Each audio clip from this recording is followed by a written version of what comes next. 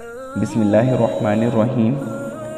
حضرت ابو ہریرہ رضی اللہ تعالیٰ عنہ فرماتے ہیں کہ رسول صلی اللہ علیہ وسلم نے فرمایا کہ ایک شخص تھا، اس نے کبھی کوئی نیکی نہیں کی تھی، لیکن جب وہ لوگوں سے لین دین کرتا تو اپنے ایجنٹ سے کہہ دیتا کہ دیکھو جو آسانی سے مل جائے وہ لے لینا، اور جس مال میں عسرت اور تنگی ہو اس کو رہنے دینا اور درگزر کر دینا۔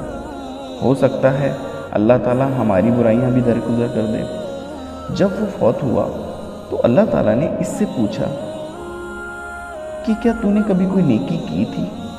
اس نے کہا نہیں، البتہ میرا ایک غلام تھا اور میں لوگوں سے معاملات کیا کرتا تھا۔